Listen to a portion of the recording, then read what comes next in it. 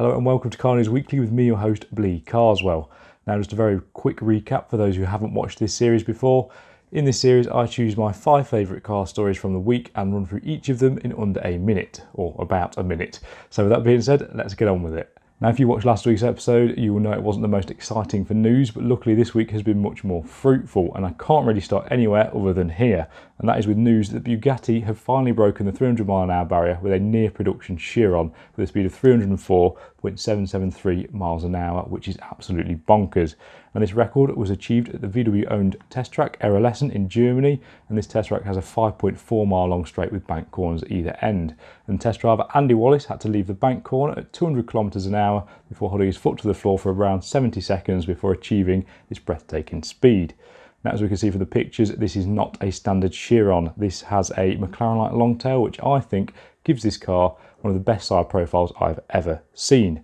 Now, if you look around the back, it also has some different exhaust pipes, and these look like they're from the Centodici limited edition Chiron, which I mentioned a few weeks back. And it is also rumoured that this car has the same 1,578 brake horsepower engine that was found in the Centodici. Tyres were also a massive part in this record, and they were Michelin's, and I believe they're even x-rayed before the run to make sure they were up to the job.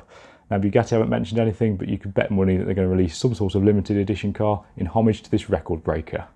This is the Lamborghini Sam, I think. I highly doubt they want it to be called the Chiron, and as you might expect, there are quite a lot of cool things to talk about with this car. Firstly, it is the most powerful and fastest accelerating car Lamborghini have ever made. And it is also thanks to the use of a 48-volt e-motor, the first hybrid the company has ever made, and it is said to represent the first steps in Lamborghini's route to electrification.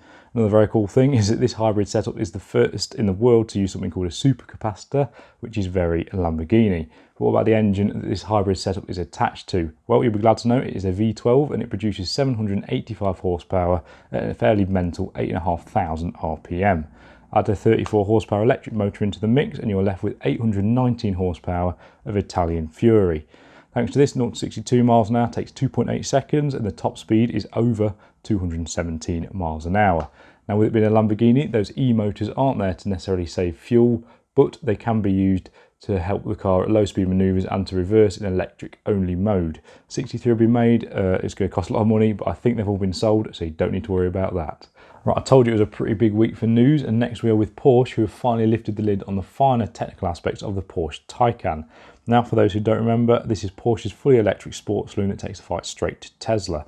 And here we have the Taycan Turbo and the Turbo S, and yes, I'm going to gloss over those names. Now, each of these models has an electric motor on each axle, meaning they're all-wheel drive, and as you might expect, they have some pretty mad power outputs. So the Turbo S gets 625 horsepower normally, but in overboost that is increased to 761 horsepower. It also has 774 foot-pounds of torque. And thanks to these monstrous numbers, 0 to 60 miles an hour takes 2.6 seconds, and the top speed is 161 miles an hour. Now, Porsche have also used an 800-volt system in the Porsche Taycan opposed to the 400-volt, which you'll find in most electric cars. And thanks to this, that sort of 0 to 60 time is achievable repeatedly. And this is something that Tesla can't do. You normally have to wait for those batteries to either cool down or warm up to the correct temperature.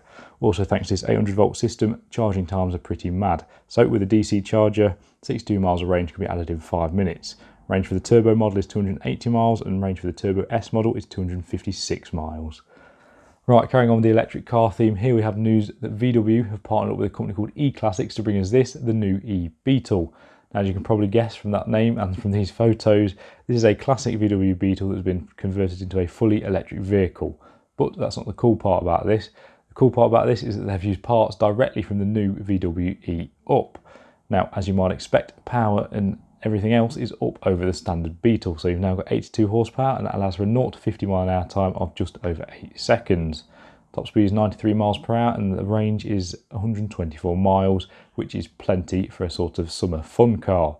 Now, the extra performance and the extra weight from the batteries have meant that VW have had to upgrade the chassis and the brakes to suit, and that makes sense. Another thing that makes sense is that they put the batteries along the floor of this e-Beetle. However, I'm not a massive fan of the fat, wide side skirt that is a result of that. I wish they'd change the front and rear bumpers to match. Now, it makes a lot of sense for VW to be making this car, as there is already an established aftermarket doing similar conversions, so why wouldn't they take advantage of that and try and make a bit more profit? Right, to finish off, we're going to go over to Consumer Corner to take a look at this, the new Nissan Juke. Now, regardless of what you thought of the first generation Juke, I personally hated it. This is a massive car for Nissan. And why is that? Well, since pretty much inventing the compact crossover sector back in 2010, nearly 1 million Jukes have been sold throughout Europe. So what's new? Well, thankfully that blobby and slightly ugly design from before has been replaced with a much sharper and much crisper design. The car is also slightly bigger than before, and as you'd expect, this means there's more interior space, the boot being 20% bigger than before. Perhaps of more interest to potential customers though is that Nissan are calling this the most connected Nissan ever. To that end, you'll find a whole host of safety technologies along with Nissan's Pro Pilot system, which is kind of like a fancy cruise control.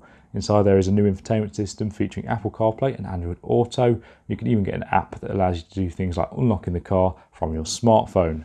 Now, for the time being, there's only going to be one engine on offer, and that is a 1 litre 3-cylinder turbocharged petrol with 117 horsepower. And that'll be available with either a 6-speed manual or a 7-speed dual clutch automatic. Right, I think that's going to do it for this week's episode. I can only apologise if that Beetle segment was kind of rubbish. For some reason, I was really struggling to record that one. I kept falling over lines, and I probably should have written it a bit better than I did. So yeah, sorry about that. If you could, please remember to like, subscribe and comment, and feel free to let me know what you think of this series as well as any of the stories. All of those sort of comments, likes and subscribes do help the channel out, so they are massively appreciated. Yeah, I've been Bleak, thank you for watching, and I'll see you next week.